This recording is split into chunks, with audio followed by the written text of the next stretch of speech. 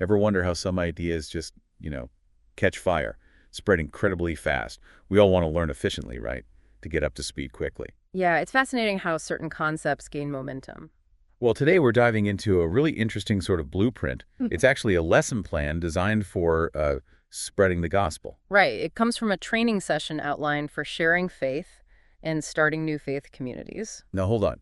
Even if the religious side isn't your main thing, think of this as a case study. Like, how do you engineer rapid growth for any idea or movement? Exactly. It's about the mechanics of dissemination.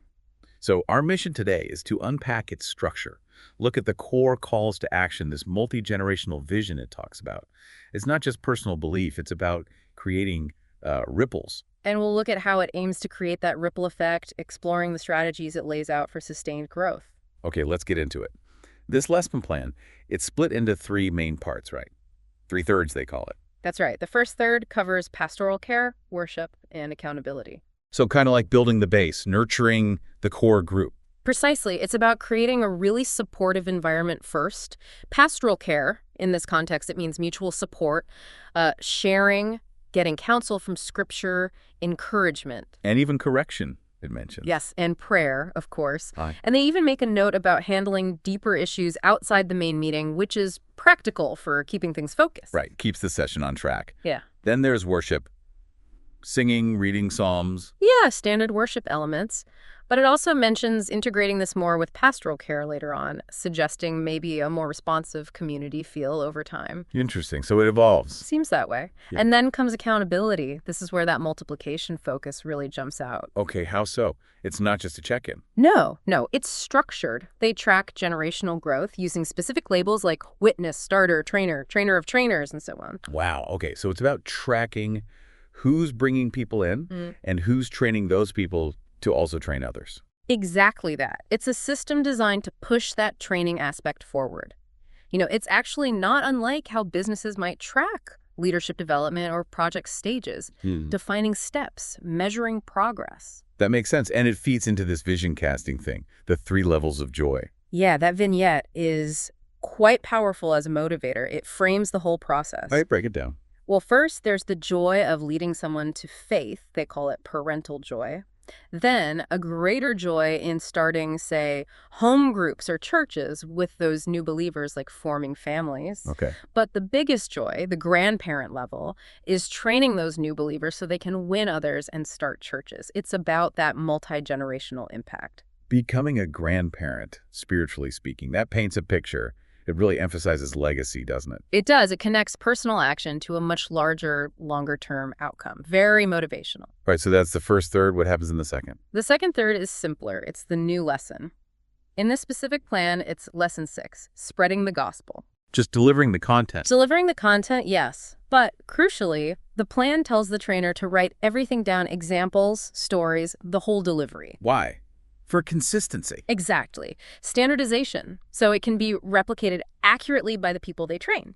The goal mentioned is inspiring this vision for rapid growth, what they call CPM church planting movements. Okay, standardization for scalability. Got it. And the final third. That's all about practice, making it stick. How's that work? Trainees pair up, practice teaching the lesson they just learned. The trainer watches, gives feedback, maybe adapts things a bit depending on the learner. Hands-on. Makes sense. Very hands-on.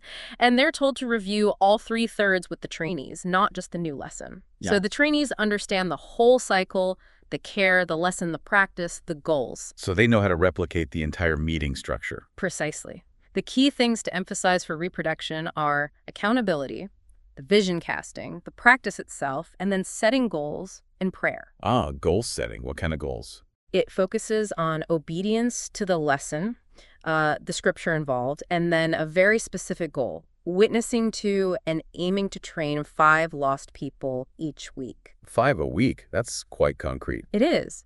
And they provide copies of the lesson to make it easier. Then they close with prayer, sharing those goals together, reinforces the commitment. Okay, so that's the framework. Let's dig into that actual lesson content. Lesson 6, spreading the gospel. You mentioned 4 calls. Yes, the core of the lesson.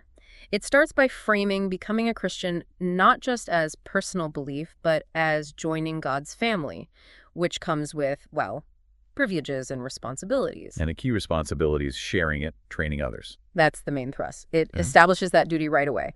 Then it presents these 4 types of calls to share the gospel. 4 different motivations, essentially. Kind of, yeah. And each one has a physical action tied to it. First is the call from above, heaven, pointing upward. Okay. This references Jesus' command in Mark 16, the Great Commission. Go into all the world. The idea is the king commands it, so that's reason enough. Pointing up. Got it. What's next? Next, the call from below, from hell, pointing downward. This uses the story of the rich man in Luke 16, who's in torment and wants someone to warn his living family. It taps into urgency, the idea of preventing loss. Downward for warning. Okay, third. The call from the inside, the heart, pointing to your heart. And this is based on? Paul in 1 Corinthians 9, where he talks about feeling like he has no choice but to preach. It's about that internal conviction, that personal drive. Pointing inward. Makes sense. And the last one? The call from the outside, from the lost, pointing outward, like towards the community. Okay. This refers to the Macedonian call in Acts 16, where Paul sees a vision of a man begging him to come and help. It represents the perceived need out there, people implicitly crying out for this message. Pointing outward for need. So up, down, in, out, and they physically do this. Yes, the instruction is to point in each direction and repeat the 4 calls. It definitely makes it memorable, uses physical anchors, enhances recall, maybe emotional connection too. Interesting technique. So beyond those calls, what are the key principles this lesson pushes for rapid growth? Well, a huge one, drawing from 2 Timothy 2.2, is this idea of not just winning converts, but training them to be effective trainers themselves. The multiplier effect again. Train the trainer. Exactly. That's seen as the absolute key to exponential growth. You're not just adding, you're multiplying your impact through others. That principle definitely applies broadly. What else? Second, there's this aspiration for every Christian to start at least one new group. Focus on family, friends, their existing network. They reference Acts 2, the early church meeting house to house. Start where you are with who you know. Right, leveraging those existing social ties. And it's linked to promised blessings, which acts as another motivator. Okay. And the third principle? It's an immediate call to prayer as a group, specifically asking for help in 3 areas: leading people to faith, starting these new groups or churches, and crucially, training trainers. Bringing it all together reinforces the core goals. It emphasizes that shared purpose and reliance on, well, divine help and collective effort to hit those growth targets. So you've been listening to us break down this pretty specific lesson plan, and maybe you're thinking, okay, interesting structure, but how does this connect to my world? Yeah, that's the key question. If you strip away the specific religious language, what's left? You see these underlying principles for growing. Well, almost anything. An idea, a skill, a community, a movement. How so? What stands out? Think about the structured training, the clear stages, like we mentioned, with accountability, witness, starter, trainer. That's like mapping out a customer journey or employee development, isn't it? Yeah, you need defined stages to manage growth, and the emphasis on empowering others. Right, training trainers. That's fundamental to scaling any operation or spreading any complex skill set. You can't do it all yourself. And the different motivations, the 4 calls. Well, understanding different drivers for action, whether it's authority, urgency, internal conviction, or external need, that's just smart communication, right?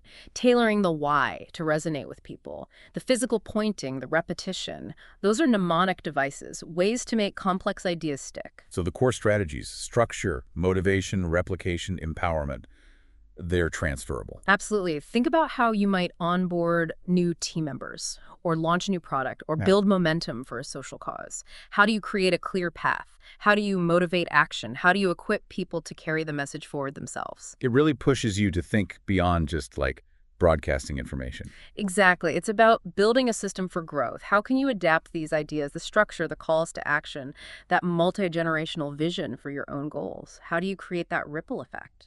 It's a challenge, isn't it? To move from just sharing to truly empowering and multiplying impact. It is. And, it's important we state, again, we're looking at the strategy here, the how, not endorsing the specific religious message itself.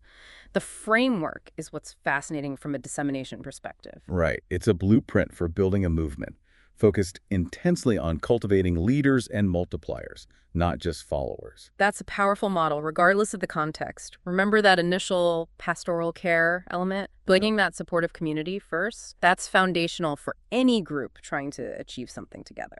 So wrapping up this deep dive then, we've looked at this lesson plan's three-part structure: support and accountability, the core lesson, and then practice and goal setting. We explored those four distinct calls or motivations: above, below, inside, outside, used to spur action. And we really highlighted that central strategy of multiplication. Train trainers to achieve rapid, potentially exponential growth. Which brings us to a final thought for you to consider. How could you take these principles, the clear structure, the strong motivation, the focus on empowering others, and apply them in your own work, your own interests? Yeah, how could you create your own kind of multi-generational effect in spreading knowledge or skills or whatever vision you're passionate about? Something to really mull over.